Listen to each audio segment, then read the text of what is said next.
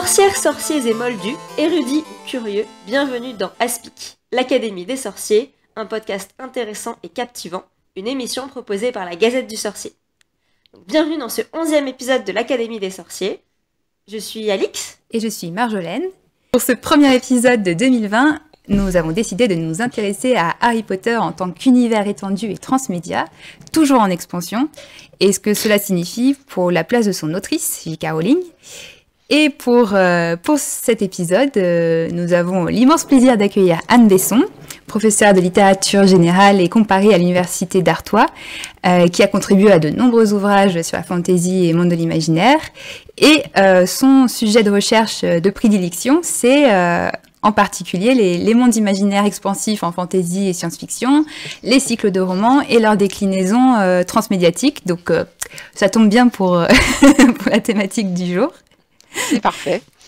Donc merci beaucoup Anne d'être avec nous. Bah, merci à vous pour l'invitation. Et bon, je glisse quand même qu'on est content que l'Académie des sorciers prenne du galon en accueillant sa première chercheuse HDR. Donc pour ceux qui sont pas dans le monde universitaire, ça vous dit rien, mais mais c'est la classe. Ça me permet de diriger des thèses. Voilà, professeur. C'est ça. Voilà, effectivement. On a déjà eu des maîtres de conférences, hein, mais vous êtes notre première HDR. Et je suis déjà passée au vous, donc voilà, ça montre le galon qui impose le vous. On avait dit qu'on se tutoyait. Ok, on se tutoie. Donc, en guise de présentation, je te propose de répondre un peu à la question qu'on pose à tous nos invités. En fait, comment la fantasy en général et Harry Potter en particulier est devenu ton sujet d'étude. Et puis en même temps la petite question subsidiaire, c'est à quelle maison de Poudlard tu t'identifierais, puisque bon, on a tendance à mettre d'office tous les chercheurs de littérature à Serre d'Aigle, donc je voulais savoir si... Oui, oui, je confirme. Je me sens vraiment très très Serre d'Aigle. J'ai aussi une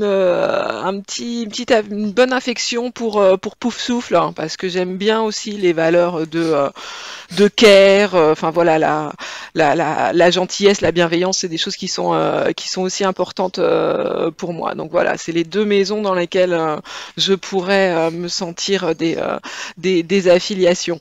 Mais alors moi, je pense que je suis, pour revenir à la première question, la découverte de la fantasy, je suis nettement plus âgée que la plupart de vos invités probablement. Je suis née en 75, donc quand Harry Potter est arrivé, j'étais déjà une jeune adulte. En fait, je terminais ma thèse à ce moment-là. Donc c'est vraiment pas par Harry Potter que j'ai pu connaître cet univers, c'était bien antérieur. Et c'était un objet d'intérêt sans être une passion exclusive. J'avais beaucoup d'amis qui aimaient les jeux de rôle, qui aimaient Star Wars, etc. Et donc je baignais en partie dans cet univers-là, mais moi j'étais surtout littéraire et j'étais surtout une grande lectrice. Hein, et donc avant d'en venir à la science-fiction et à la fantasy, j'avais lu tous les romans réalistes possibles et imaginables. Par exemple, j'avais vraiment commencé par les cycles littéraires du type la comédie humaine. C'était ça qui m'intéressait, c'était plutôt les romans à suivre, c'était les grands univers littéraires, c'était le fait en fait d'avoir beaucoup de choses à lire une fois que je commençais à me passionner pour un sujet ou pour un auteur. Enfin, j'aimais bien aller dans la bibliothèque municipale de chez moi dans le 93 et voir des énormes linéaires avec le même type de couverture. Là, on sent la Serre d'Aigle, là, du coup. C'est ça. Et donc, assez rapidement, je me suis rendu compte qu'il y avait beaucoup ça en SF et en fantasy, que j'allais pouvoir lire, je sais pas, tout Dune ou dans Le Seigneur des Anneaux, choisir les volumes successifs. Bon, alors à ce moment-là, encore assez épars de Tolkien ou tous les Stephen King, etc. Donc c'est vraiment comme ça que ça m'est venu par goût de lectrice. Et puis quand il a fallu que je choisisse un sujet de thèse, je me suis donc dit qu'il était important que j'ai de quoi faire pendant les 3 ans que ça allait me prendre, ce qui était complètement fou a posteriori de ma part. Mon idée, c'était de ne pas m'ennuyer et d'avoir un sujet suffisamment vaste. Et voilà, maintenant, je me rends compte que c'était complètement absurde de ma part, puisque la problématique est plutôt l'inverse, hein, on le sait tous, les grands lecteurs et surtout les grands lecteurs d'imaginaire, les grands lecteurs, les grandes lectrices, notre problème, c'est plutôt d'avoir tellement à lire et si peu de temps pour le faire. Donc voilà, je m'étais lancée dans un projet qui m'est revenu un peu tel le boomerang, mais c'était ça le principe de départ. Je comprenais pas que ça ne soit pas étudié encore, ces grands ensembles de volumes à suivre. Ça me semblait présenter un intérêt réel en termes de la manière dont le récit était construit. J'avais envie de comprendre les différences entre un roman isolé, qui peut être très bien, et ces différents types de volumes à suivre, parce que ça n'avait même pas encore été tellement étudié du point de vue des séries télévisées, qui à la fin des années 90 n'était pratiquement pas étudié. Donc la manière dont fonctionnaient les différents types de volumes à suivre, c'était un champ complètement libre à explorer. Donc voilà, c'est comme ça que j'en suis venue à la fantasy, avec d'abord une thèse sur différents genres. Il y a de la science-fiction dans mon corpus de thèse, il y a aussi du polar, parce que ça fonctionne pas exactement de la même façon et je trouvais ça intéressant. Et puis progressivement, effectivement, et notamment à cause de la sortie d'Harry Potter qui a été tellement décisive, je me suis de plus en plus centrée sur les exemples de fantasy, parce que même en restant là, eh ben, il y avait largement de quoi faire. D'accord, donc en fait, c'est la fantaisie est arrivée en cours comme matière de prédilection pour étudier les cycles. C'est ça, tout à fait. Les meilleurs exemples, les exemples les plus porteurs, alors c'était science-fiction et fantasy, et puis effectivement, bon, moi comme dans la science-fiction, le côté science m'intéressait pas beaucoup, c'est plutôt ce que j'aime en science-fiction, c'est ce qui ressemble un peu à de la fantasy, c'est-à-dire du space op ou du planète opéra, enfin des grandes aventures sur d'autres planètes, avec des univers à chaque fois, avec des univers fictionnels très riches. Donc avec mon sujet, c'est la fantaisie qui s'est imposée. Au départ, la fantaisie était seulement une partie de mon sujet, et puis elle s'est avérée en être vraiment le cœur. D'accord. Et donc du coup, je voulais aussi. Là, on rentre déjà dans notre première grande thématique, donc de cycle littéraire et du coup ce que ça veut dire pour l'expérience du lecteur et en particulier dans le cas d'Harry Potter. Et donc on essaye dans notre podcast de prendre un peu aussi comme prétexte Harry Potter pour un peu comprendre comment travaillent tous ces chercheurs en différentes disciplines. Et du coup, je voulais savoir un peu, pour comprendre un peu plus concrètement, en quoi ça consiste la recherche en littérature, notamment pour ceux qui se sont arrêtés au cours de lycée, au cours de français au lycée, ou pour les bacs littéraires, littérature en terminale. Comment on étudie en fait un cycle littéraire, parce que tu as mentionné le fait d'avoir un énorme corpus du coup à étudier. Donc qu'est-ce qu'on étudie concrètement en fait quand on fait des études en littérature? Alors ça se dépend pas mal du sujet, mais je pense qu'en tant que fan d'Harry Potter qui avait lu et relu l'heptalogie, vous savez en fait en quoi consiste ce travail, puisque vous le faites quand vous essayez à propos de tel ou tel personnage de déterminer ces grands traits de caractérisation, la manière dont il réagit à telle ou telle situation. Vous faites des lecture analytique, vous choisissez des extraits, des passages que vous reliez les uns avec les autres pour essayer d'en tirer une interprétation qui soit cohérente et qui soit susceptible de convaincre vos interlocuteurs.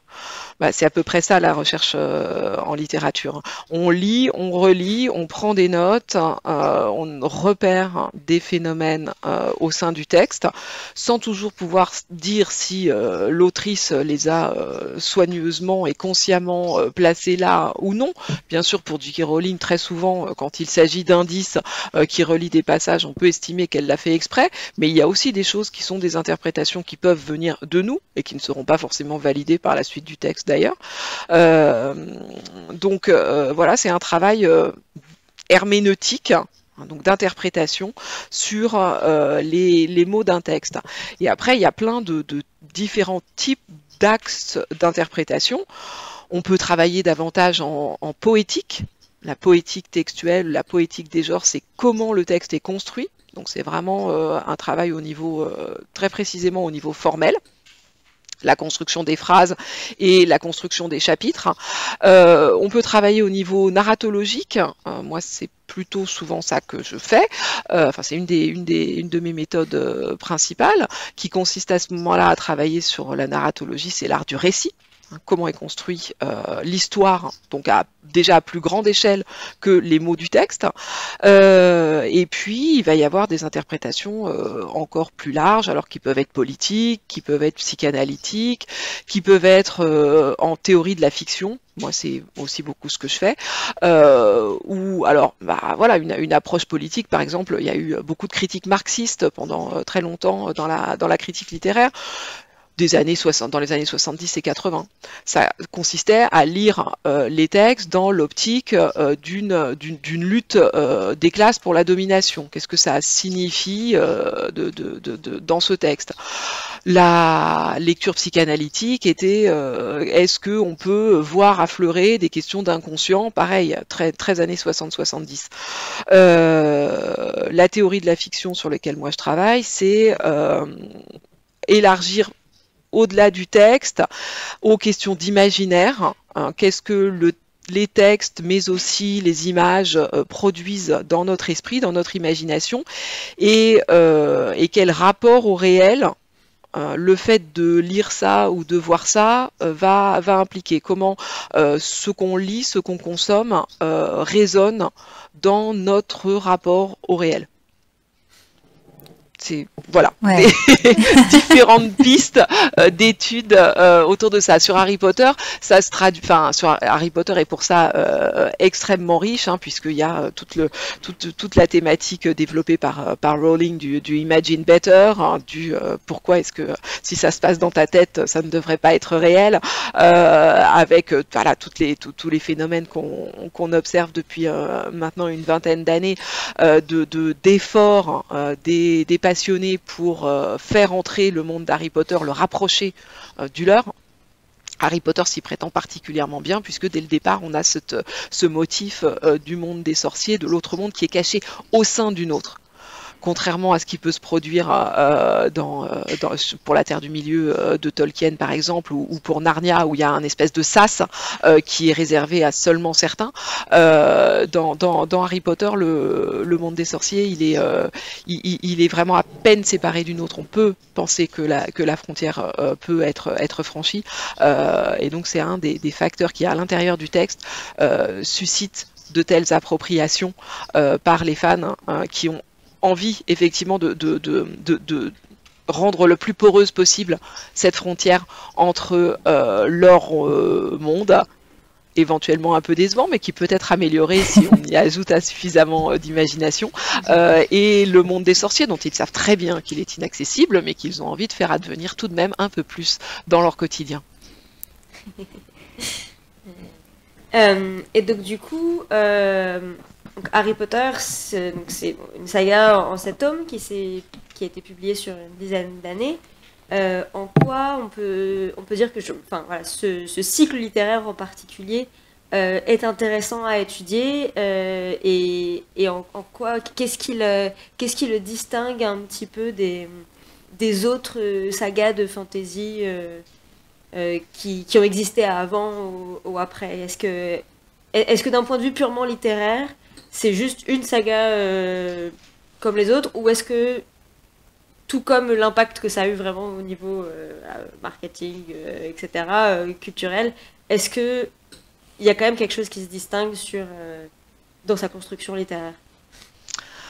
Alors d'abord, ce qui distingue vraiment Harry Potter des autres sagas de fantasy qui existaient déjà avant, qui s'étaient écrits dans la lignée de Tolkien, du type fantasy épique en plusieurs volumes, comme je sais pas, La Roue du Temps de Robert Jordan est un grand exemple, c'est son public. C'est la première fois qu'un cycle littéraire, bien sûr avec cet impact, qu'un cycle littéraire de fantasy avec cet impact, visait le jeune public. Le jeune public était auparavant essentiellement concerné par une autre forme de roman à suivre, qui sont les séries. Du type du Club des 5, ou Fantomette, ou voilà, you name it, il y en avait beaucoup. Bien sûr, on proposait des séries aux jeunes lecteurs qui sont réputés avoir plus envie de fidélisation, être plus réceptifs à une forme de répétition, etc. Mais donc on leur proposait jusqu'ici essentiellement des romans dont chaque intrigue était complètement autonome et où, caractéristique importante, le temps ne passait absolument pas. Le temps était suspendu. C'était comme si les enfants revivaient pour l'éternité la même situation et ne vieillissaient pas. Le Club des 5, c'est leur grande caractéristique d'une année sur l'autre, d'un volume à l'autre. C'est de nouveau les vacances d'été dans leur maison de campagne sur l'île de Kernak, en français, et ils ont toujours le même âge. Les enfants, le chien, personne ne vieillit. Et donc, c'est la première fois avec Harry Potter.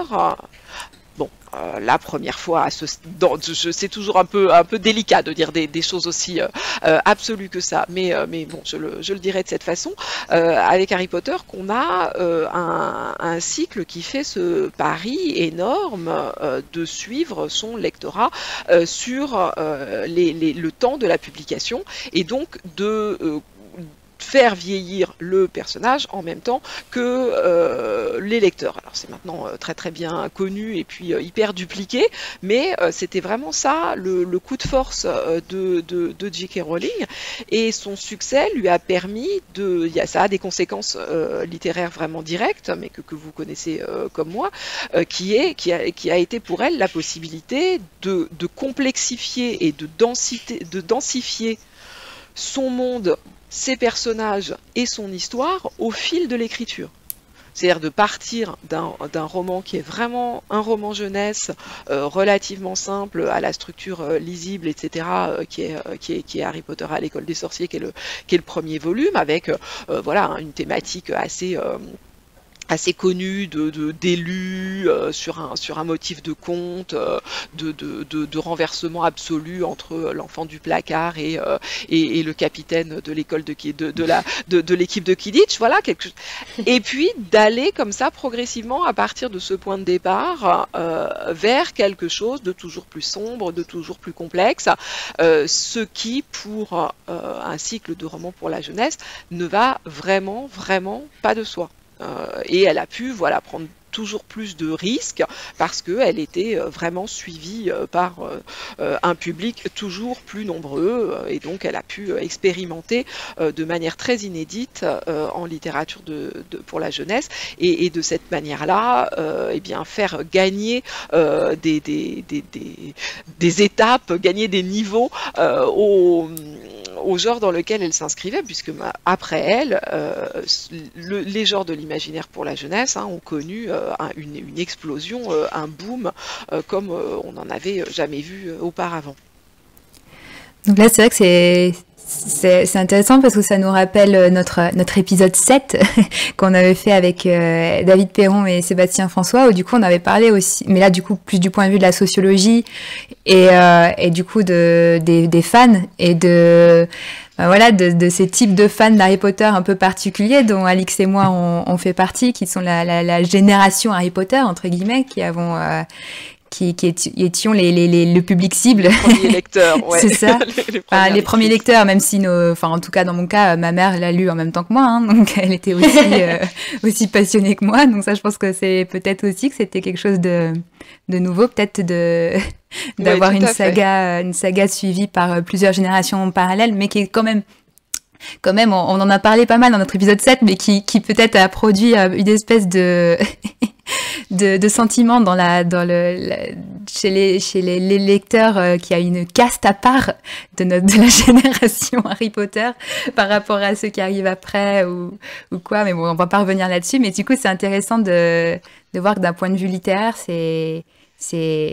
se traduit concrètement dans le texte par une vraie. Oui, tout à fait, tout à fait. Ça avait été construit, comme ça. Alors après, oui, effectivement, vous avez peut-être commencé par le premier, et puis vous avez été jusqu'au 7, et à chaque fois vous aviez le bon âge. Effectivement, ça vous rend. C'est ça. Moi, j'ai commencé le premier. Je l'ai déjà dit, mais le premier tome, je l'ai commencé à 11 ans, donc parfait. Et le dernier tome est sorti l'année de mes 17 ans, donc. D'accord, vraiment parfait. le même âge que tous les personnages. En même temps, bon, il y a eu tout. Alors vous, c'était parfait en âge, mais tous ces premiers lecteurs, quel que soit leur âge, ont fait la découverte des romans au fur et à mesure de leur publication, ce qui effectivement n'est pas le même type de réception que tous ceux qui viennent plus tard, parce qu'on a dû attendre entre chaque volume. C'est un phénomène qui est aujourd'hui bien connu avec les saisons de séries. On a dû attendre entre chaque volume avec un vrai suspense quant à ce qui était susceptible de se produire, et avec du coup des échanges extrêmement denses au sein des communautés de lecteurs, qui était en train de se constituer en plus sur les réseaux numériques, puisque en gros, la publication de Harry Potter coïncide avec l'entrée massive d'Internet dans nos vies. C'est à la fin des années de 90 que ça se produit, où on passe du modem qui faisait des terribles bips à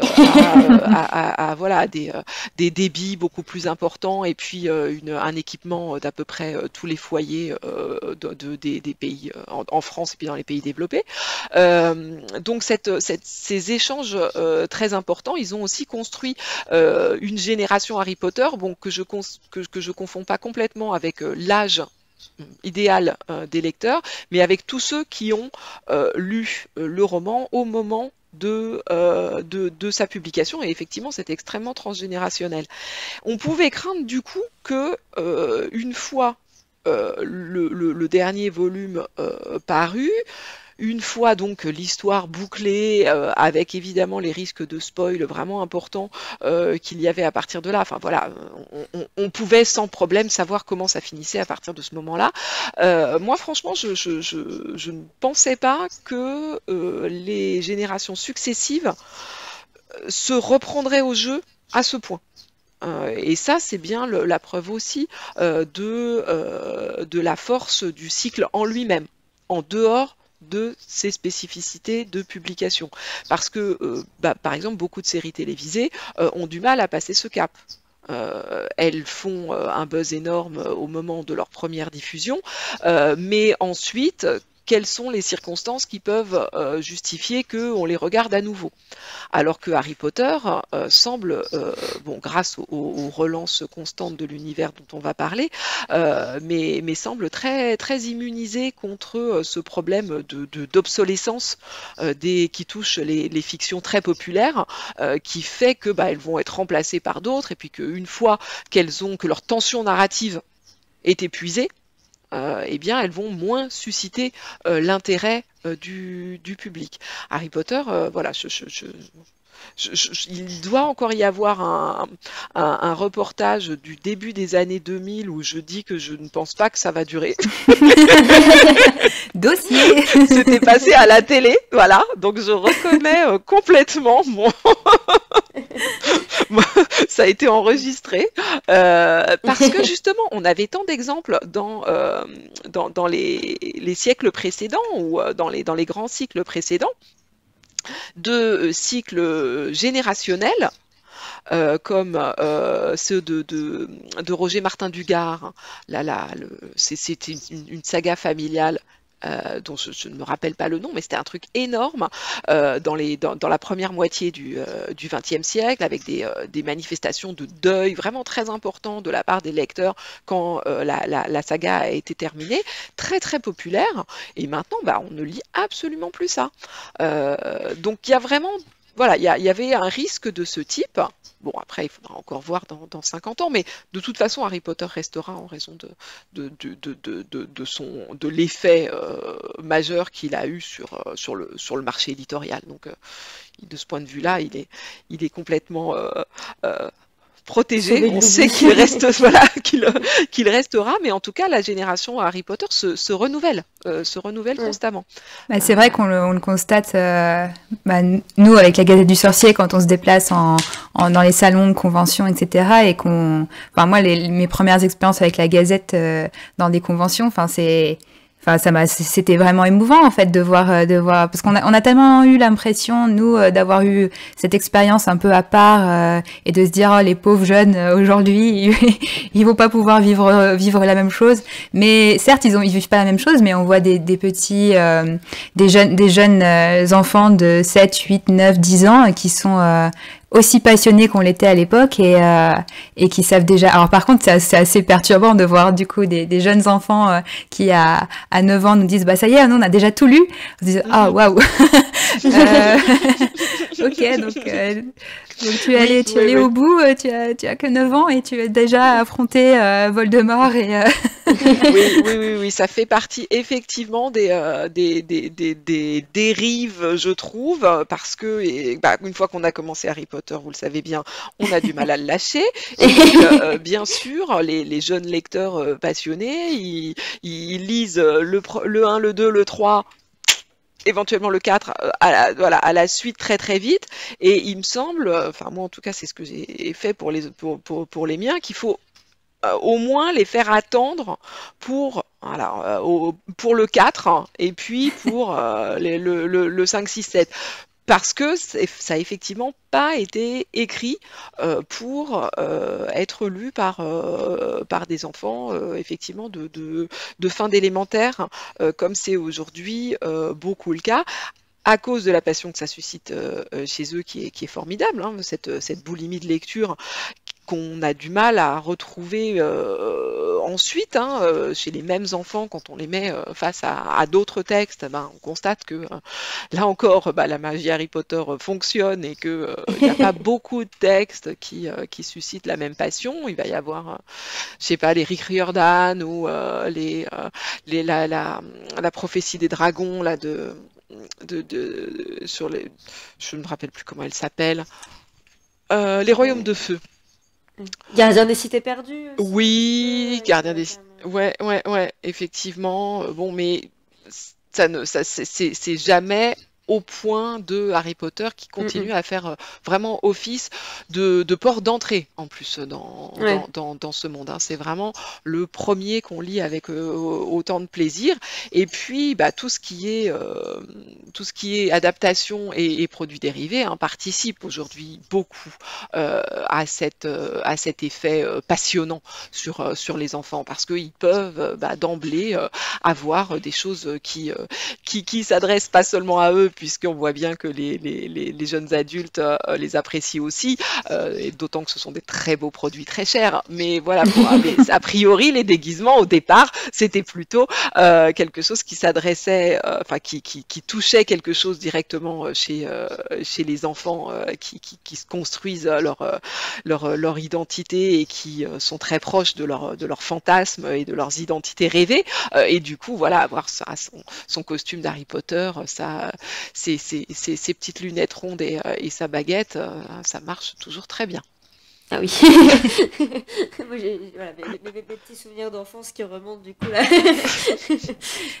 mais j'ai aussi l'impression du coup que ce qui fait que on lit toujours aujourd'hui beaucoup Harry Potter et que ça marche personnellement, c'est que j'ai l'impression que c'est pas une fois qu'on a terminé le tome 7 qu'on se dit l'histoire est finie, parce que bon, même si en soi, quand en 2007 le tome 7 est sorti, à la fin il y avait quand même un sacré enjeu sur est-ce que Harry sera encore vivant à la fin. Oui. Mais finalement, moi je trouve que la grande réussite, c'est pas cet affrontement entre Harry et Voldemort, c'est tout l'univers autour. Et finalement, en relisant, je trouve que c'est ça qui suscite l'intérêt et l'envie de relire, c'est redécouvrir l'univers en lui-même, la richesse de tout le background qui a été mis en place sur les institutions magiques, sur toutes les créatures magiques, le Quidditch, toute l'histoire qui est distillée dans les cours d'histoire de la magie de Binns et dont on a un peu des fois rien à faire quand on lit le livre pour la première fois parce qu'on veut savoir ce qui arrive. Et en fait, en le relisant, il y a tellement d'anecdotes aussi. Du coup, je trouve que ça pousse encore plus à aller regarder dans les moindres détails et donc ça rend accro en fait. Je pense que il y a vraiment voilà, Ouais, je suis tout à fait d'accord. Je pense qu'effectivement, justement, ce qui m'a vraiment intéressé dans Harry Potter, c'est la manière dont on passe de l'intrigue au monde. Ce que vous décrivez, c'est notre première lecture, elle portait sur qu'est-ce qui va se passer, le parcours de Harry. Et puis en fait, on se rend compte que ce qui nous intéressait vraiment, même si le parcours de Harry était passionnant, ce qui nous intéressait réellement, c'était justement le monde derrière l'histoire. Ce monde construit par Rowling, ce world building. On appelle ça en culture médiatique. J'ai écrit un article qui est toujours à paraître là-dessus dans un colloque sur le transmédia qui s'appelle Après Harry et ça s'appelle Après Harry, la seconde vie transmédiatique de Poudlard. Ça devrait paraître bientôt dans la revue Belphégor, hein, mais bon, il va falloir que je le remette à jour parce qu'à l'époque il n'y avait pas encore eu, mais enfin, ce qui s'est passé ensuite a vraiment très bien collé avec mon hypothèse qui est que la catégorie du personnage s'efface ou du moins perd la majeure partie de son importance au profit de l'univers qui se développe autour de lui. Et un des éléments très forts qui a été dans ce sens-là récemment, qui figure pas dans l'article parce que j'ai dû l'écrire en 2014 ou en 2015, c'est le passage du trademark Harry Potter au trademark Wizarding World. Puisque ça, c'est vraiment la réinvention du monde, de l'œuvre de Rowling, glissant de sa première incarnation dans une œuvre et un univers qui était identifié au nom du personnage, tout l'ensemble s'appelait Harry Potter, à cette nouvelle variante qui prend en compte le fait que le nouveau sujet d'intérêt qui va pouvoir développer, qui permet de développer de nouvelles histoires et de nouveaux personnages, c'est le monde des sorciers lui-même. Ce qui va peut-être un petit peu à l'encontre de ce qu'on pouvait penser être le message du roman, qui lui était il faut sortir de l'enfance, il faut sortir du monde merveilleux, il faut grandir, il faut devenir adulte et il faut accepter dans le dernier chapitre que le Poudlard Express parte sans toi et que tu restes sur le quai. Qui était une espèce de leçon douce amère de la toute fin du texte, qui n'a pas été, qui n'est plus tant que ça suivi dans l'ensemble des développements transmédiatiques qui ont suivi et qui nous permettent, et je m'en réjouis la première, de continuer à rester dans ce monde, à pas le quitter tout à fait et à garder comme ça un peu de la magie et un peu de la magie de l'enfance avec nous constamment. Alors c'est vrai que ça nous permet, c'est parfaite transition pour qu'on développe sur tout cet univers transmédia. Mais avant de revenir peut-être sur parce que je pense qu'il faut qu'on parle un petit peu des premières adaptations cinématographiques qui ont eu comme un grand rôle déjà de première extension. Aussi pour accompagner, parce que c'était en parallèle de la publication quand même des romans, ce qui est assez particulier.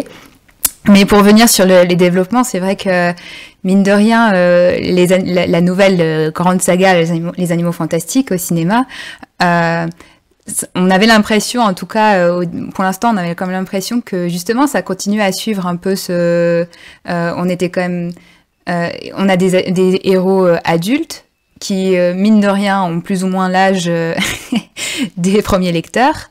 Donc, avec dans un monde très sombre, on parle de guerre, on parle de politique, on parle de tout ça. Donc, et en même temps, on sent cette tentation de revenir à Poudlard, de retourner à l'école, donc il y a oui, on est dans un moment un peu tas bizarre. d'animaux. Enfin, il y a aussi une accentuation enfin, pas une accentuation, mais le travail sur la féerie continue. Oui, mais c'est vrai qu'on a l'impression on sait plus trop. En fait, on sait plus exactement là les animaux fantastiques à qui ça s'adresse. Est-ce que c'est pour un nouveau public jeune qui justement va être un peu émerveillé par tous ces petits nouveaux animaux trop mignons, le nifleur et compagnie, ou est-ce que ça s'adresse toujours à cette même génération qui a grandi, et parce que qu'il y a quand même des thèmes très sombres qui étaient déjà présents dans Harry Potter, mais là on est quand même enfin voilà, C'est plus difficile de s'identifier, je pense, pour des enfants à Newt ou à Jacob, à Queenie, à Tina, etc. Parce que tout simplement, c'est pas le même âge. Enfin, là, à nouveau, je pense que s'identifier quand on est premier lecteur autour de 10 ans à Harry, à Hermione, à Ron, voilà, moi, m'identifier à Hermione, c'était une évidence. Et du coup, je pense que c'est peut-être pas le même... Il y a peut-être pas cette facilité avec les animaux fantastiques. Oui, tout à fait. En fait, alors, c'est vraiment mon avis parce que pour le coup, j'ai pas travaillé sur les animaux fantastiques. Il y a vraiment la volonté de récupérer ce public transgénérationnel, hein, qui est la grande force et la grande particularité de Harry Potter, c'est-à-dire que ça plaît de 7 à 77 ans, enfin peut-être pas à 77 parce qu'il y a quand même un fossé générationnel, mais je sais pas, de 7 à 50 ans, et du coup de proposer une histoire qui effectivement va toucher prioritairement le public des ados, jeunes adultes, qui est aussi le grand public du cinéma populaire. Tous les films qui pètent les records, voilà, ça a commencé par les Marvel, hein, visent cette tranche d'âge-là, ados, jeunes adultes. C'est eux qui se déplacent le plus dans les salles de cinéma, et donc c'est eux qui assurent les très gros succès au box-office. Donc voilà, stratégiquement, d'un point de vue marketing, ça me semble s'expliquer comme ça. Et puis, il faut tenir compte du fait que donc Harry Potter continue à être lu et à être regardé.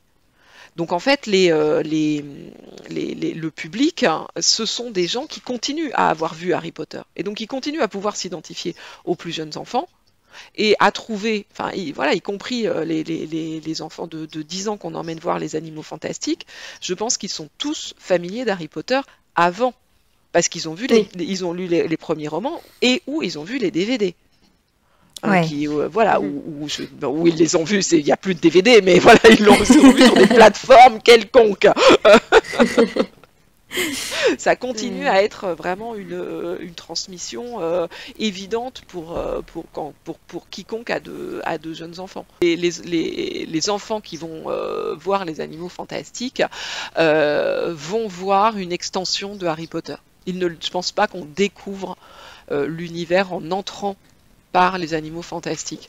Et je ne sais pas si ça se produira parce que, a priori, même si les films rencontrent un grand succès, on est tous plus ou moins d'accord pour les ressentir comme quelque chose de secondaire, comme une pièce en plus dans l'univers, mais qui n'est pas voué du tout à remplacer les éléments principaux. Oui, effectivement, j'ai l'impression que voilà, quand à nouveau on va à la rencontre des lecteurs, c'est toujours, enfin voilà, on a vu les animaux fantastiques, on aime bien ou pas du tout, mais ça remplace jamais. Oui. C'est jamais, ça produit jamais autant d'envie, autant d'enthousiasme, autant d'impatience aussi. C'est ça. Vers la suite. C'est en plus. C'est en plus. On est content d'avoir des nouveaux éléments.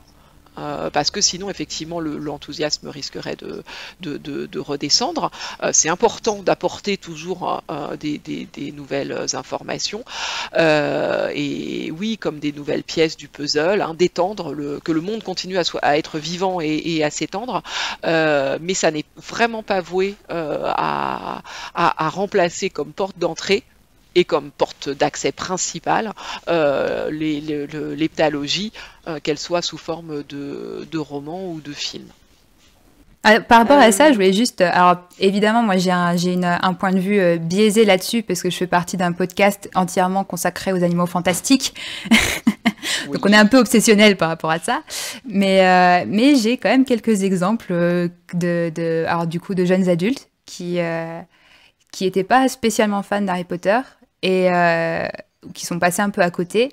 Et les animaux fantastiques leur permettent de re-rentrer, en fait. D'accord, ça peut attirer un autre public à partir de l'âge adulte. Ok. Ouais, bah c'est le seul. Bon, à mon avis, c'est quand même c'est un peu le contre. Enfin, c'est une exception, mais. Oui, mais non, bon. mais ce public des ados, jeunes adultes, effectivement, c'est lui qui est visé en priorité par les animaux fantastiques, comme je le disais, et il a pu ne pas avoir envie de Harry Potter parce que justement, bah, je sais pas, ils y ont été éventuellement initiés trop tard, alors que justement, ils considéraient déjà que c'était trop bébé, ou trop daté, ou trop populaire.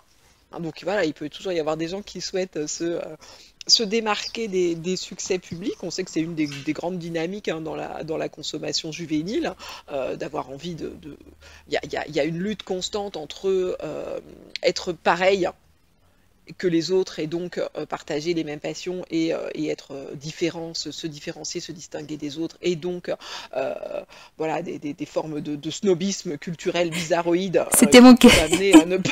C'était mon cas avant 11 ans. C'est pour ça que j'ai commencé Harry Potter que à 11 ans, parce que c'était déjà sorti depuis quelques années. Et dire, ben non, mais tout le monde lit Harry Potter. Moi, quand même, je vais rester avec Jules Verne, c'est quand même plus classe. Voilà, donc vous voyez ce dont je veux parler. Et effectivement, avec les animaux fantastiques, ils peuvent ceux-là peuvent être encore rattrapés et ramenés dans le droit chemin. Mais du coup, tout à l'heure, on parlait du fait que Harry s'était substitué à Poudlard dans l'inverse. l'image. Oui, pardon. Ouais. Poudlard a remplacé Harry. Et ce que je trouvais intéressant quand les Animaux Fantastiques ont été annoncés, quand ça a été, quand il y a eu vraiment cette grande campagne autour de la nouvelle saga, c'est que il y avait déjà, en fait, au début, c'était pas juste Wizarding World tout court, c'était Wizarding World of J.K. Rowling. Ouais, tout à fait. Et le nom de l'auteur a été un peu sabré l'année dernière. Et il y a eu aussi toutes ces affiches qui présentaient avec Harry d'un côté et Newt de l'autre qui se croisaient, et qui vraiment, voilà, montraient Newt qui vient remplacer Harry. Et il y avait eu d'ailleurs beaucoup de fanart qui avaient circulé. J.K. Rowling en avait partagé un certain nombre sur Twitter à l'époque.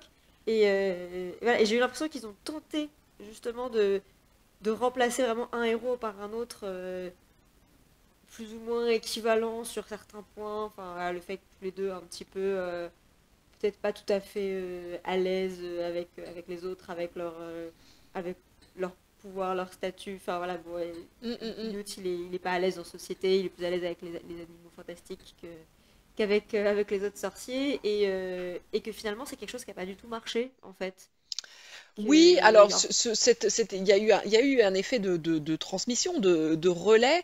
Après, remplacer un héros par un autre, je pense pas qu'ils auraient construit Newt de cette manière-là s'ils avaient vraiment voulu faire un effet, un effet héroïque aussi frappant que celui de Harry, qui justement, lui, et comme je le rappelais sur le premier volume, a vraiment des éléments mythiques très forts, une intertextualité classique évidente, avec, voilà, c'est le parcours du héros de Joseph Campbell, c'est c'est les contes, et c'est pas, enfin, Newt, il arrive un peu de nulle part. On va plutôt nous raconter son histoire. Voilà, on nous en donne des petits éléments, on nous en promet d'autres, mais on n'a pas du tout ce suivi du personnage.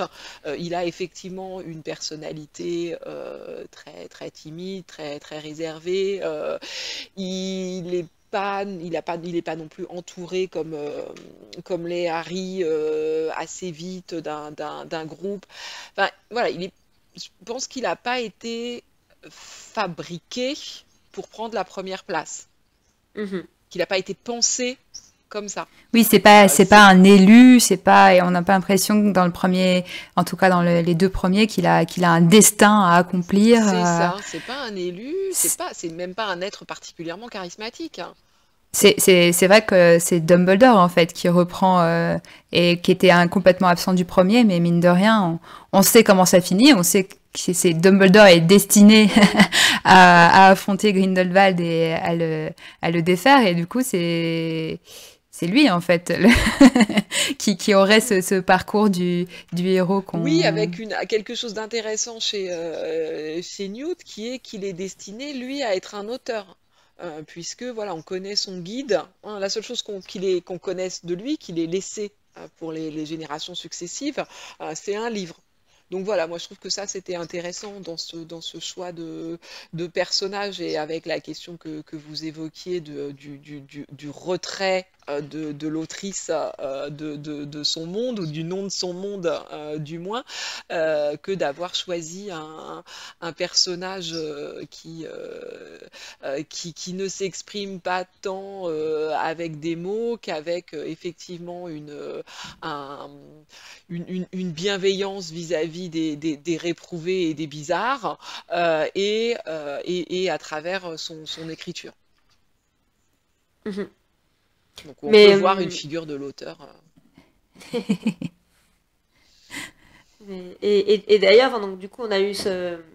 Donc, on a les animaux fantastiques qui se développent donc, sur du coup, un média complètement différent, puisque on avait Harry Potter, il y a eu une adaptation au cinéma, Mhm. mais le matériau de base, c'était quand même du coup des livres, alors que les animaux fantastiques, c'est directement des films.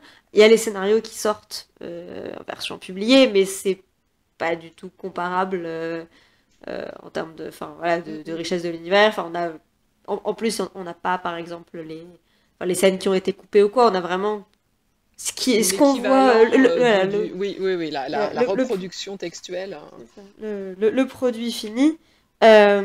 Du coup, est-ce que, enfin, peut-être, voilà, du coup, peut-être, bah, si on doit peut-être un peu définir le transmédia, et qu'est-ce que ça signifie un peu pour cet univers comme ça, de se scinder sur plusieurs, enfin, voilà, pour un univers littéraire, de s'étendre comme ça. Et c'est vrai qu'on se demandait aussi si du coup il fallait faire une distinction dans cet univers transmédia entre les adaptations du cycle littéraire original sur un autre média, et l'extension de l'univers, comme Alix le disait, avec du coup des histoires inédites qui sont directement créées pour d'autres médias. Donc là on a parlé de films, mais on a évidemment le cas de Cursed Child, une pièce de théâtre, on a des jeux vidéo, on a même des parcs d'attractions, donc quand même des médias très différents, où du coup à chaque fois certains sont des adaptations et d'autres sont des créations originales. Donc est-ce qu'il faut faire la différence, ou Oui. ouais. Oui, oui, il On faut s'en faire la doutait un différence. petit peu. Enfin, c'est une différence tout à fait classique, mais que Harry Potter se trouve illustré très bien, d'autant qu'il a été, encore une fois, à la charnière, hein, d'un mouvement global, d'une évolution dans les cultures médiatiques contemporaines, qui sont de plus en plus portées au transmédia. La première chose qu'il a inaugurée, que Harry Potter a permis, c'est ce phénomène d'adaptation désormais extrêmement rapide d'une œuvre encore en cours de publication, et la réduction des délais d'adaptation. parce que des adaptations de romans à succès, ça a toujours existé, hein. La plupart des, enfin, je sais plus quel est le pourcentage, mais de scénarios de films qui sont adaptés de romans, c'est vraiment très très très très très fréquent. Mais là, ce qui était très intéressant dans Harry Potter, c'est effectivement la superposition des deux sorties pendant un temps. Les premiers films sortaient tandis que les romans continuaient à sortir, et il y a eu cette période de 2007 à 2011 où les romans étaient terminés et où les films continuaient à sortir. Et donc où en fait c'était déjà un premier prolongement assez curieux à ce moment-là de l'histoire de Harry Potter, c'est-à-dire qu'à la fois c'était terminé, il était devenu adulte dans les romans, il était père et Aurore, et il continuait dans les films un peu comme je sais pas, de manière un peu spectrale, à vivre les mêmes aventures. Enfin voilà, c'était à la fois terminé et interminable. Et c'était intéressant ce moment-là, et je pense que ça a permis, enfin c'est un des moments nombreux qui ont permis la pérennité de l'univers, c'était d'étendre la fin. Bon, et donc ça c'était un phénomène d'adaptation, on l'appelle aussi cross-média dans le jargon, donc c'est une adaptation simple, c'est-à-dire c'est la reprise d'une même histoire déjà connue sur un médium différent. Alors ça peut jamais être exactement la même histoire dès lors que c'est un médium différent, parce qu'elles ont des exigences différentes en termes narratifs, donc on ne va pas trouver évidemment une adaptation fidèle. C'est vraiment une mauvaise façon de penser la question, parce que c'est forcément une œuvre différente, mais en l'occurrence avec la surveillance qu'a exercé, enfin le rôle important qui a été donné à J.K. Rowling dans ces processus, on peut estimer que l'adaptation correspond à ce que l'autrice avait en tête comme image. Donc, et a priori, donc c'est la même histoire, et c'est souvent, ça se limite à 2 variations, un phénomène d'adaptation. Même s'il peut y avoir des récits adaptés de romans à films et de films à comédie musicale. Voilà. Donc à la limite, là, on a 3 variations de médiums sur la même histoire, et on pourrait très bien... Je crois pas que ça existe des BD Harry Potter. Non. Il y a les livres illustrés, mais oui. Ça c'est quelque chose qui est pourtant a priori une forme d'adaptation extrêmement courante.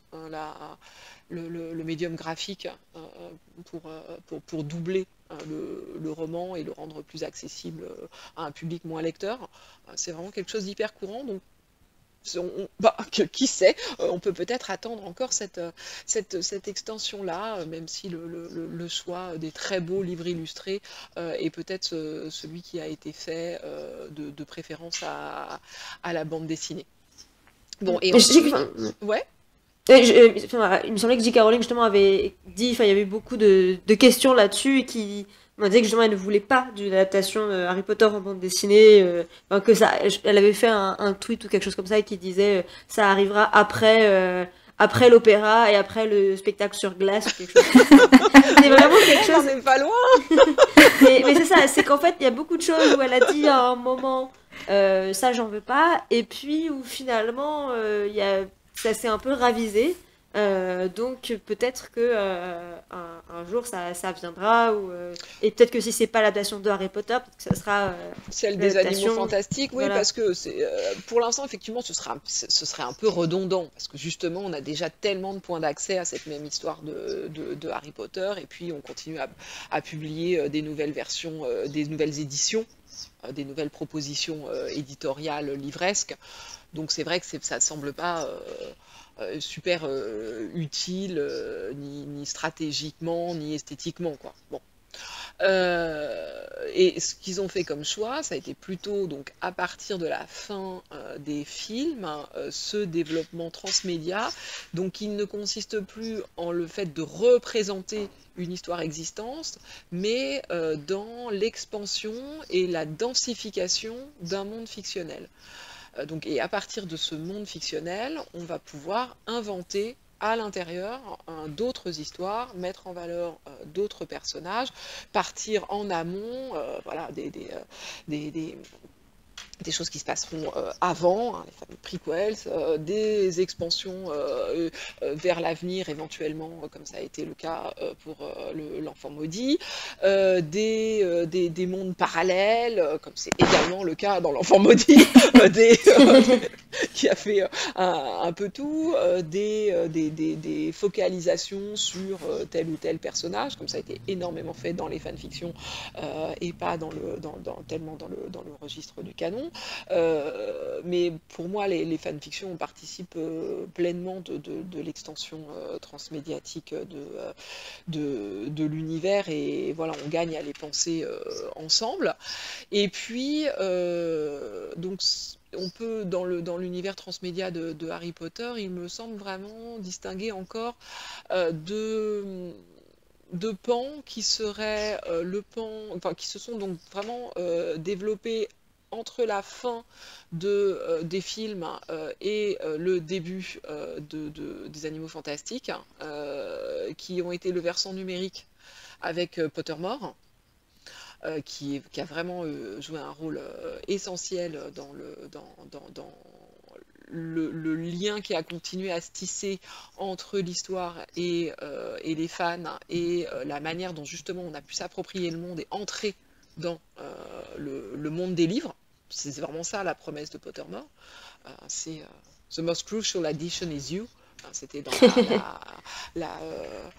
ne sais pas si vous vous rappelez de la bande-annonce où les tout début se grandissaient, se développaient. Enfin voilà, c'était comme une construction à partir des pages des livres, et on entrait dans un portail.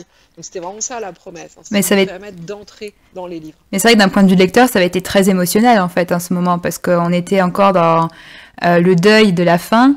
Et c'était récent, quoi, cette douleur de se dire c'est fini. Et là, tout d'un coup, pouf, on nous promet vraiment de retourner dedans. Et là, on parlait de ce qui a permis de garder l'intérêt et tout ça. Ça a été quand même un moment très... Enfin, moi, je me souviens vraiment très, très vivement de ce moment-là, de toute la quête pour avoir l'accès en avant-première à Pottermore. Enfin, c'était quand même un moment... Et c'était en parallèle de la fin des films, si je me souviens bien. C'est ça. Donc, oui. Les bêta-tests. Le bêta-test, c'était en parallèle de la fin des films, et après, il a fallu juste attendre quelques mois pour que, effectivement, pour que ça ouvre à tous. Et la promesse, c'est vraiment ça, c'est Pottermore, quoi, plus de Potter. Donc ça, c'est vous en vouliez plus, en voilà, tout en étant vraiment dans le prolongement direct puisque c'est essentiellement de la narration augmentée avec des bonus ludiques, etc.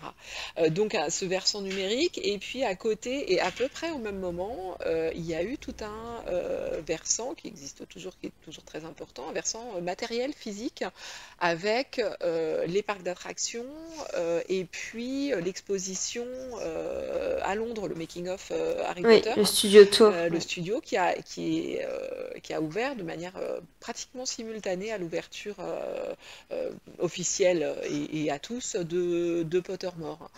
Donc ça a vraiment été une phase intéressante, parce que c'était un développement donc, qui, dans les deux cas, allait dans le sens de l'immersion, de vraiment, on vous permet de rentrer dans le monde. Pour le studio tour ou les parcs d'attractions, littéralement, enfin voilà, on construit quelque chose qui va permettre de pénétrer dans les décors, ou de rentrer dans les boutiques dont on a entendu parler dans Diagon Alley, ou dans le village, et elles sont reconstituées dans les rues commerçantes du parc d'Orlando. Enfin voilà, c'est vraiment vous pouvez entrer dans ce monde, donc une promesse d'immersion très forte, donc quelque chose qui a rapport avec l'expansion et la densification du monde, et avec deux versants, l'un plutôt spatial, pour tout ce qui est le matériel, le physique, où on déambule dans un espace, et l'autre qui va qui va plus travailler sur la temporalité, qui est extrêmement importante, la temporalité de la lecture dans la réception des volumes successifs d'Harry Potter, avec cet effet de vieillissement dont on avait parlé, puisque sur Pottermore, vous savez, c'était très rythmé, c'est très rythmé par les moments de l'année, à la fois les ouvertures de chapitres, les ouvertures de tomes, et puis Noël, Halloween, la Coupe des sorciers chaque année,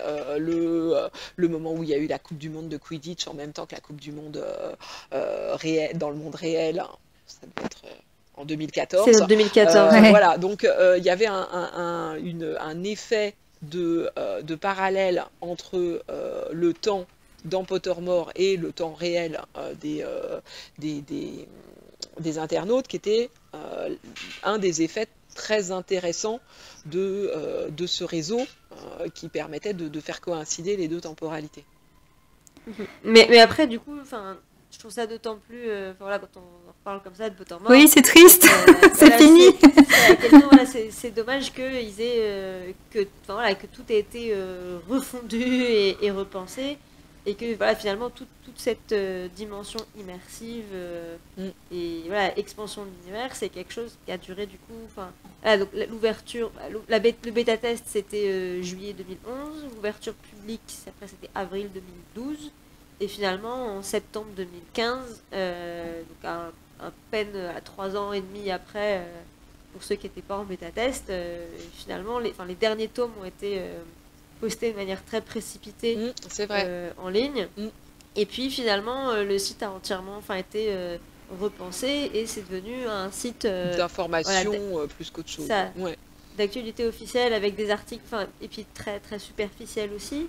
Parce qu'ils voulaient faire quelque chose d'officiel, en même temps il y avait beaucoup de choses qu'ils ne pouvaient pas dire en tant que site officiel, et du coup il y avait un peu un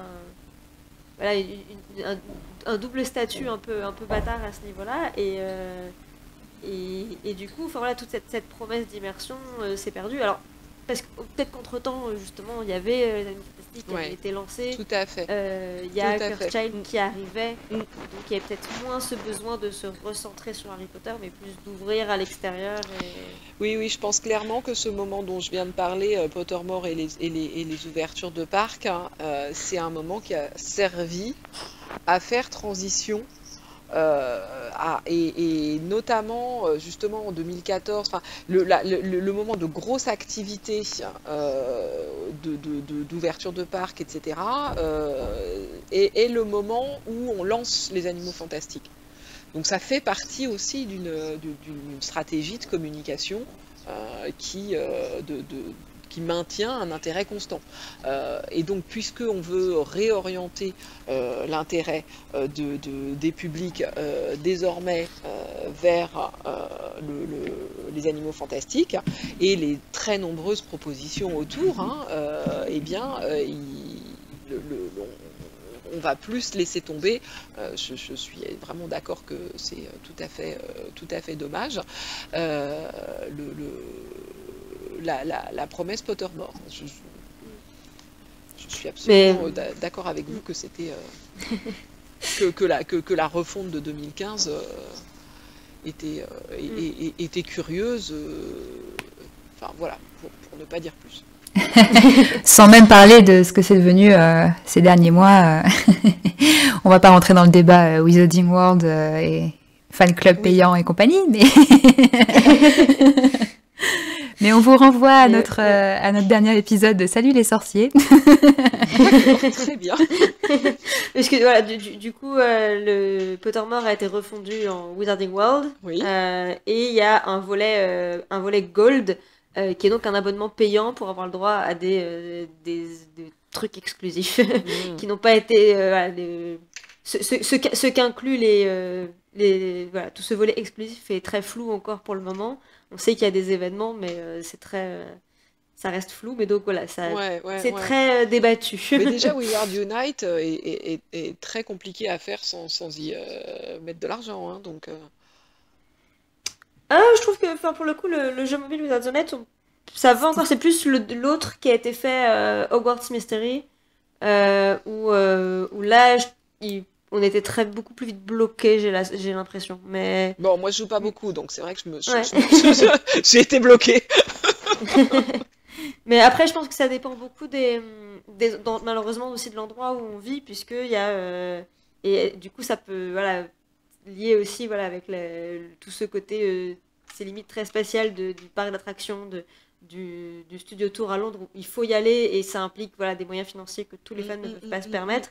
Et Wizards Unite, bah, voilà, on dépend de voilà, ce qu'il y a autour de nous comme retrouvable, comme chose comme ça. Et la carte n'est pas aussi riche selon si on habite à la campagne, en banlieue, dans une grande ville.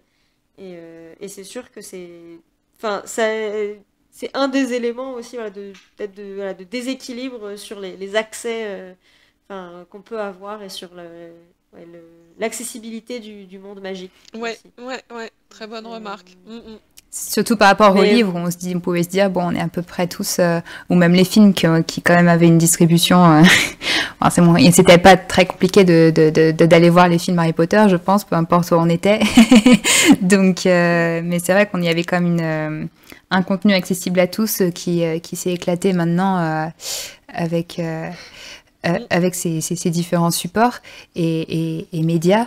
Et du coup, si on peut profiter pour faire la transition, parce qu'à partir du moment où c'est plus seulement des livres, ou même ça a été des films, mais alors maintenant encore plus pièces de théâtre, jeux vidéo, etc., se pose la question de la place de J.K. Rowling là-dedans, puisque autant avec une saga de livres, on a un auteur, là en l'occurrence une autrice, on se dit bon bah c'est bon, c'est facile à identifier qui est en maîtrise de toute la narration de A à Z, de comment le monde se développe.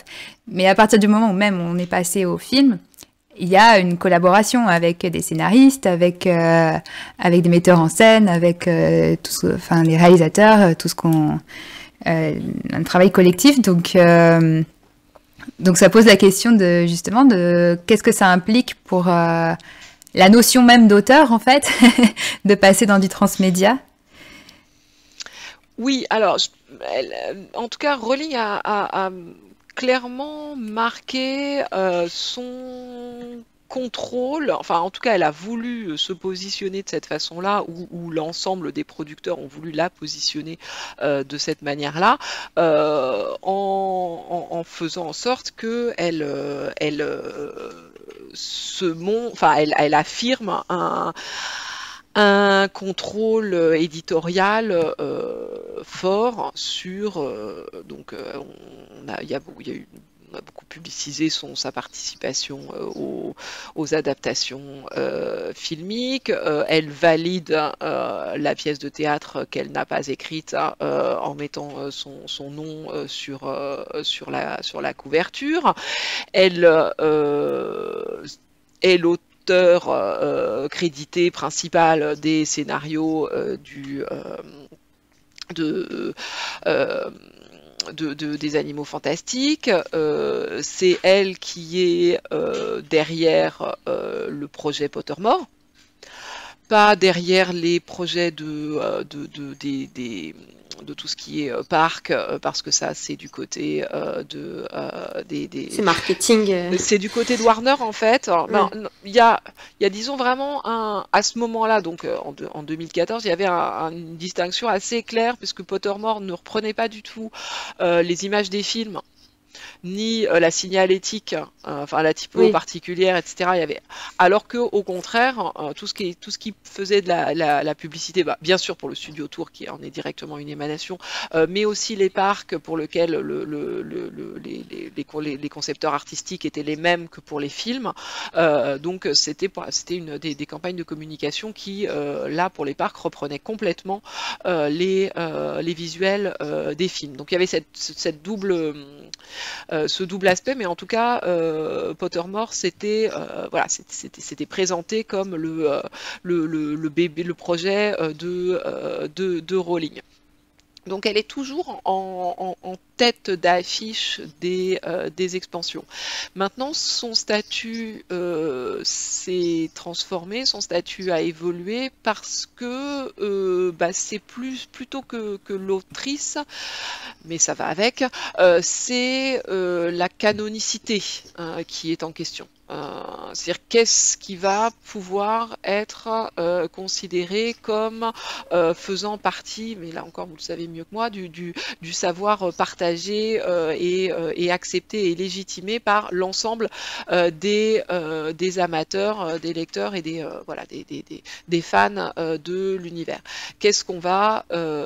est-ce que tout ce que nous propose entre guillemets Rowling, enfin, est-ce que tout ce qu'on nous propose sous le nom de Rowling doit être considéré exactement du même œil.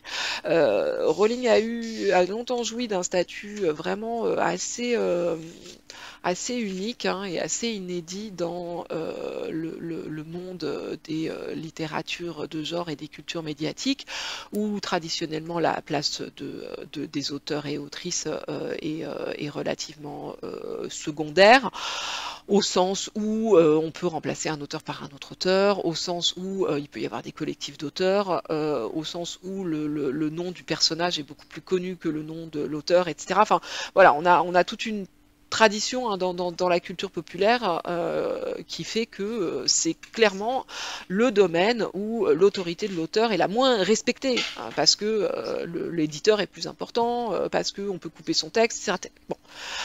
Rowling, elle, était, en raison de son succès, en raison de son histoire personnelle, en raison de son aura et de ses engagements, etc., extrêmement respectée, et elle l'est toujours en large partie.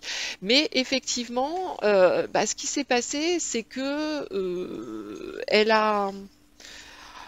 Plus encore que donner le pouvoir à d'autres producteurs qu'elle, ce qui me semble décisif chez elle, c'est qu'elle a donné le pouvoir au lecteur. La pérennité de la dynamique de succès de Harry Potter, il a vraiment comme unique moteur les communautés de lecteurs, spectateurs, fans, enfin voilà, au sens large. Elle a donné le pouvoir au lecteur, elle a dit oui, vous avez le droit d'écrire des fanfictions, oui, je vais vous soutenir dans votre combat contre la Warner, et c'est encore pour les lecteurs, dans un certain sens, ou pour les fans, qu'elle continue à produire du contenu, parce qu'elle est dans une situation à peu près impossible, où à la fois on voudrait qu'elle ne touche plus à rien, et en même temps on voudrait toujours que ça continue. Donc elle est vraiment soumise à une pression importante, où effectivement elle essaye de tenir vaguement ses engagements il n'y aura plus de Harry, enfin l'histoire de Harry Potter est terminée, tout en continuant à fournir du contenu, que ce soit des petits textes sur Pottermore, que ce soit la pièce de théâtre ou les films. À chaque fois donc en tenant je ne ferai plus de nouveaux romans sur Harry Potter. Bon, et puis voilà, on connaît toutes les étapes successives où elle a été mise en cause pour telle ou telle insuffisance de représentation, par exemple. Alors même qu'elle fait des efforts dans ce sens. Mais disons que les fans se sont de plus en plus sentis, et je pense à juste titre, au moins copropriétaires du monde fictionnel. Enfin, voilà, avec un véritable droit à faire entendre des revendications quant à ce que devait contenir ou ce qu'il aurait fallu mettre ou ce qu'on pourrait encore faire avec l'œuvre qu'ils aiment et qu'ils connaissent parfaitement. Et quand Rowling accepte la pièce, ou quand elle écrit des petits textes sur Pottermore, quand elle fait des révélations sur les personnages, elle nous dit que l'univers est encore ouvert, qu'il y a encore des choses à dire dessus, et elle fait quelque chose elle-même qui ressemble à de la fanfiction. Et du coup, la frontière entre elle et les autres contributeurs devient de plus en plus faible, de plus en plus poreuse.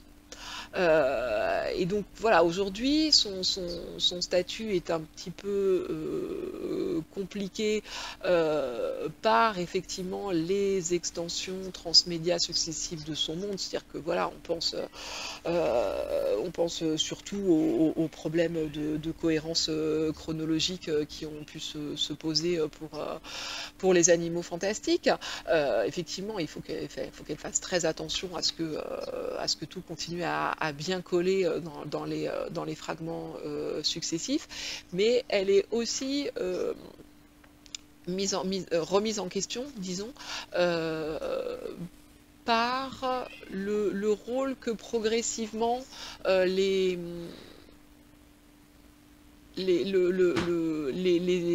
interprètes se sont mis à avoir dans la constitution du canon. Je voulais juste réagir sur deux, trois choses, parce que voilà, effectivement, par rapport à tout ce que J.K. Rowling dit, notamment en ligne, elle a donné beaucoup d'éléments sur Twitter, etc. Et j'ai l'impression qu'il y a une double... il y a vraiment une scission sur la vision qu'ont les fans de toutes ces déclarations, parce que voilà, il y a une partie du lectorat qui est très content d'avoir toutes ces nouvelles informations, cet enrichissement, etc. Et qui est très avide de tout ce que peut faire l'auteur pour enrichir son univers. Et d'autres qui ont plus envie qu'elle s'arrête là et que justement elle n'interfère plus trop en tout cas sur de petites manières comme ça ponctuelles et des fois un peu impulsives entre guillemets, ce que propose notamment Twitter, parce qu'il y avait aussi, il y a eu certaines interventions qui étaient là par exemple pour dire non, cette théorie j'y crois pas, ou cette théorie est fausse. Oui, dans quelle mesure elle a le droit d'intervenir sur ces débats-là. C'est ça. Ouais, tout à fait. Mais je pense que même ceux qui ont envie qu'elle n'intervienne pas suivent ce qu'elle dit. Oui. Non, mais c'est vrai dans les deux sens. Il y a à la fois ceux qui n'ont pas envie qu'il intervienne, qui vont dire ah bah oui, mais ils vont quand même regarder. Et puis en même temps ceux qui sont avides, qui vont être aussi les parmi ceux qui vont être les plus critiques sur ah non mais là c'est pas possible, ça je le refuse. Je veux du contenu en plus, mais en même temps pas n'importe quel contenu, que celui qui correspond à ma vision du canon. Et justement par rapport à cette idée de canon, je me pose la question. Parce qu'évidemment, alors c'est un grand débat hein, dans les fans, mais là tu en as donné une définition tout à l'heure, mais qu'est-ce qui est plus important en fait dans le canon? Est-ce que c'est la cohérence? Est-ce que c'est l'aval, le côté officiel? Parce qu'évidemment, moi je l'ai dit hors enregistrement à Alix, mais je suis en plein dans ma saison Star Wars, évidemment. et du coup, c'est intéressant de voir comment eux ont géré cette idée de canon avec ce contrôle où il y a plein d'auteurs maintenant, du coup, de Star Wars. Et du coup, ce contrôle par un groupe qui dit, bon, bah voilà, ça c'est canonique, ça c'est parce que c'est cohérent avec... voilà, et puis tout ce qui était avant, maintenant, c'est légendaire. Oui, mais c'est parce qu'ils ont repris le canon au moment où ça a été Disney. Enfin, voilà, c'est là où encore c'est très contesté. Enfin, voilà, à quel moment on peut décider qu'on réécrit l'histoire de l'univers tel qu'il s'est construit pour en choisir, en stratifier, en hiérarchiser les informations. Effectivement, bon, c'est un problème qui est très très massif. On peut choisir une version faible du canon, enfin une version stricte du canon et dire que le canon c'est l'heptalogie. C'est vraiment une façon de faire qui se tient tout à fait et qui peut être une position de repli idéale en cas de problème. Et après, bon, la version large du canon, parce qu'après on peut distinguer entre canon, fanon, etc. Enfin voilà, et puis headcanon de chacun. Enfin la version la plus large et la plus souple, c'est ce sur quoi on arrive à tomber d'accord. Donc les éléments débattus me semblent avoir vocation à sortir du canon. Parce que si on ne réussit pas à trouver un consensus interprétatif, qui veut dire que l'élément est suffisamment puissant pour tout un tas de raisons. C'est-à-dire, effectivement, il est puissant par sa cohérence, il est puissant par sa pertinence, c'est-à-dire par ce qu'il nous apporte individuellement et collectivement quant à notre compréhension de l'univers. Donc si l'élément en question ne présente pas cette gamme d'intérêts, il n'a pas forcément vocation à s'ajouter à cette espèce de réservoir de savoir collectif et partagé qu'est le canon.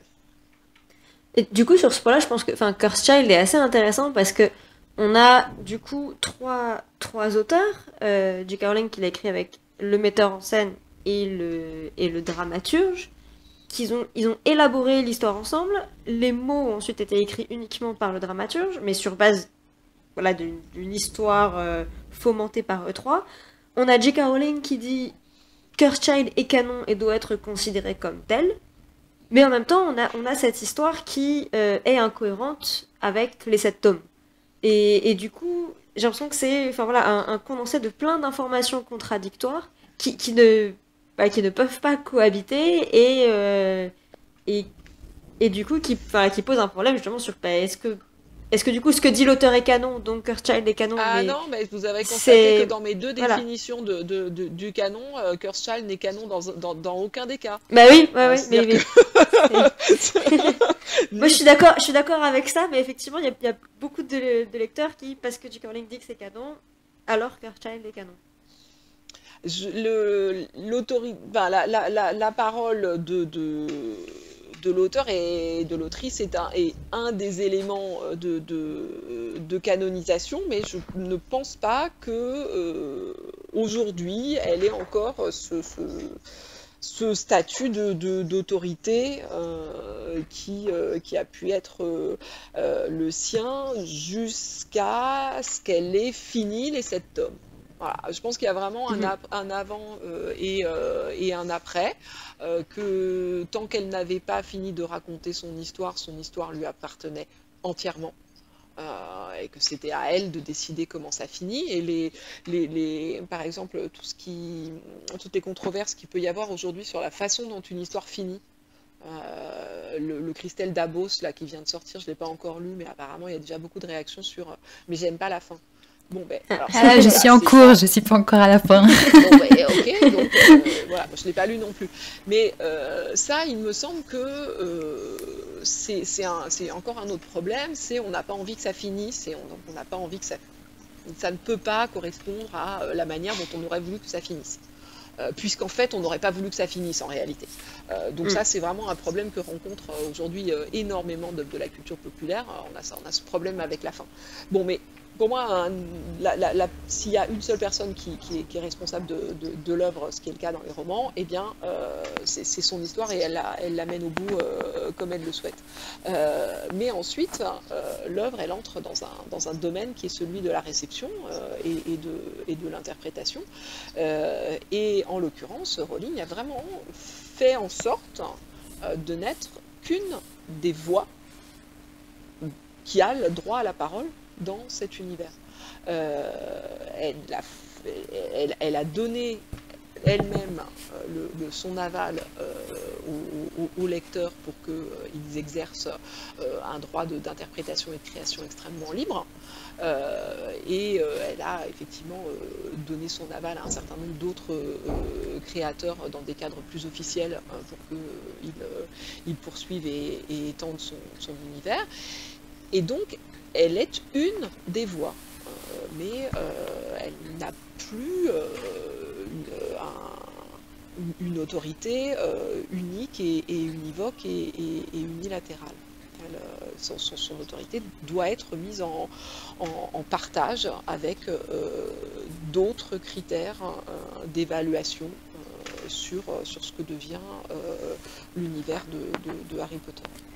Et puis c'est là que Là, dans l'actualité récente autour des animaux fantastiques, on a un exemple assez frappant puisqu'on a eu ces dernières semaines l'annonce que Steve Kloves, je sais pas comment on dit, Steve Kloves, qui était le scénariste sur la grande majorité des adaptations cinématographiques d'Harry Potter, sera officiellement co-scénariste pour le prochain Animaux Fantastiques. Et donc on a, ça y est, J.K. Rowling est officiellement plus la seule autrice des Animaux Fantastiques. Et il y a des réactions. Là, on vous renvoie à un article de la Gazette du Sorcier, qui est un article d'opinion sur pourquoi c'est une bonne nouvelle. Et c'est vrai que ce genre de réaction de dire ah bah c'est une bonne nouvelle que ce soit plus seulement J.K. Rowling qui soit derrière les Animaux Fantastiques, c'est assez marquant quoi, de se dire que ça y est, on veut qu'elle soit soutenue, on veut qu'elle soit aidée, on veut qu'elle collabore et peut-être moi je suis même j'attends en fait qu'il y ait des vraies extensions d'univers par d'autres auteurs, pourquoi pas quoi, qu'on explore des choses comme c'est déjà le cas dans la communauté de fans, mais que ça intègre pourquoi pas le canon s'il y a toujours ce groupe autour de J.K. Rowling. On sait du coup Steve Kloves en fait partie, mais aussi David Heyman et compagnie, qui est ce groupe qui assure peut-être une cohérence globale. Alors il faut qu'ils fassent leur job aussi, mais ouais, pourquoi pas étendre à ce que ce soit un univers que d'autres ça dessert effectivement cette prise qui reste encore. Je pense que si vous l'avez ressenti comme une bonne nouvelle, c'est aussi que c'est plus seulement Rowling, donc on va peut-être pouvoir avoir un espace d'interprétation un peu plus grand, parce que du coup on est moins coincé par le respect qu'on doit. C'est ça. On se sentira moins mal de critiquer quelque chose si on n'a pas l'impression de critiquer frontalement Rowling, parce que c'est quand même, je pense pour les fans, on est dans une période un peu difficile là depuis quelques années où elle s'en prend vraiment beaucoup, des fois de manière légitime, d'autres fois de manière on se dit oh, quand même c'est un petit peu trop quoi. Vrai, c'est l'attaque de la statue du commandeur. On voit bien que effectivement elle est une fois de plus à la pointe d'une espèce de laboratoire des nouvelles pratiques, où effectivement on voit 20 ans après ce que ça peut donner, que d'avoir un tel succès, une telle communauté de fans. C'est des évolutions qui sont en cours, mais qu'on voit vraiment se produire autour d'elle, avec effectivement des côtés un peu excessifs et un peu gênant. Mais je pense que ce que vous disiez sur la possibilité pour d'autres auteurs d'écrire, comme les romans Star Wars par exemple, hein, l'univers étendu Star Wars est hyper riche, parce qu'il y a beaucoup de participants qui sont chargés de son développement, outre les fans, hein, et donc, ça peut clairement devenir une piste pour le Wizarding World. Et pourquoi pas avoir un roman noir dans l'univers d'Harry Potter, une déclinaison de genre en fait, que ce soit ça devienne un peu un bac à sable dans lequel on peut c'est déjà le cas évidemment dans les fanfictions, etc. C'est ça, c'est ça ce que vous êtes en train de rêver, c'est une officialisation du meilleur du fandom. Je suis démasquée. Mais pourquoi pas? mais après, voilà, je me demande aussi dans quelle mesure, voilà, on voit des œuvres comme qui sont tombées dans le domaine public aujourd'hui, comme Sherlock Holmes ou quoi, qui sont constamment réinventées, et qui avaient aussi un très grand succès à l'époque, même si ils se mesuraient pas de la même façon, mais du coup, dans quelle mesure aussi, voilà, chacun, on va arriver peut-être à un stade où l'auteur va s'effacer complètement. Et je vais parler d'un truc qui va sans doute hérisser beaucoup d'auditeurs, mais J.K. Rowling est un être mortel, et un jour elle ne sera plus là pour avoir autorité sur ce qu'elle fait. Alors, mais non, tout le monde sait qu'elle a le secret de la pierre philosophale, et ça n'arrivera pas. Voilà, je pense qu'on ne connaîtra pas, parce que 70 ans après la mort de J.K. Rowling, a priori c'est quand même très longtemps. Exactement. Mais il arrivera aussi un moment où de toute façon chacun en fait sera libre de faire ce qu'il veut avec l'univers. Et il y aura, enfin, du coup, la notion de canon. Alors, je sais pas Je- du coup dans quelle mesure. Il y a Warner derrière. Hein. C'est ça. Il y a Warner, et puis si on prend par exemple du coup, le cas de Tolkien, où finalement les enfants ont gardé un contrôle très fort sur ce qui se fait. Oui, alors ça fait pas 70 ans qu'il est mort, mais donc Ouais. la question du domaine public se pose, mais ceci dit, il y a des évolutions constantes dans ces questions légales, et il y a un certain nombre de façons de contourner la tombée dans le domaine public, et notamment le trademark. C'est pas comme le copyright, donc c'est pas comme le droit d'auteur. Le trademark, ça se renouvelle beaucoup plus souvent, mais il n'y a pas de limite de temps. Donc le fait d'avoir que Harry Potter soit ou Wizarding World soit des trademarks, ça fait qu'elles pourront le rester.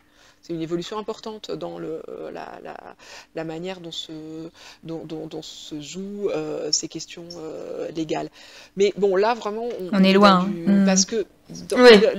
notre époque va à une telle vitesse que dans 70 ans, c'est absolument impossible de faire des plans sur la comète et de pouvoir dire que justement Harry Potter sera toujours là. Est-ce qu'il sera toujours là dans 70 ans, ou est-ce que... Parce que Sherlock Holmes, il y a eu des moments où c'était moins... c'était moins central, et puis ça revenait. Enfin, il y a des cycles aussi de consommation, il y a des cycles de mode et d'intérêt. Donc les grands héros ne meurent pas, mais ils peuvent se mettre en sommeil par moment. Donc, c'est très difficile d'anticiper où on en sera en 2090, donc waouh.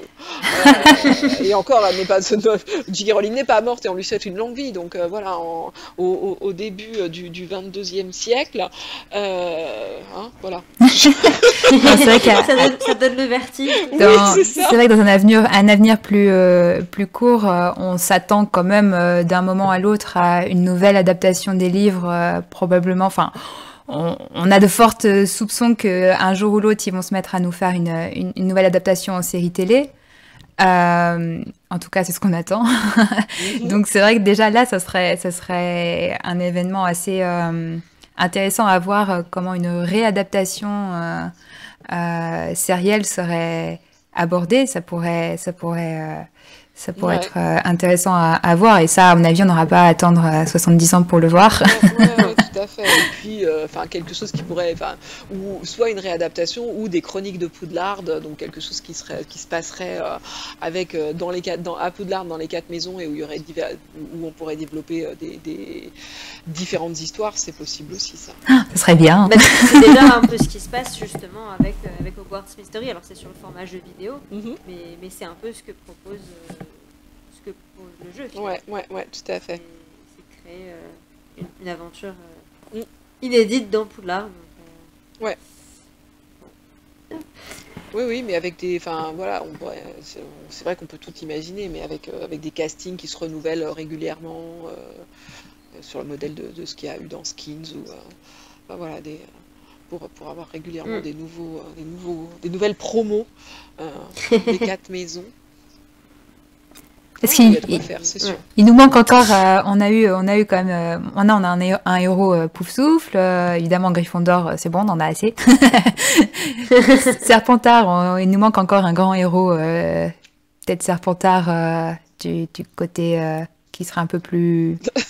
du côté moins obscur. Voilà. Mais bon, au niveau Serdaigle, on veut plus de représentation aussi. On attend. D'accord. Je me sens pas mal aimée particulièrement. Non, mais c'est vrai que... On est nous-mêmes Serdaigle avec oui. On a très envie d'avoir... voilà.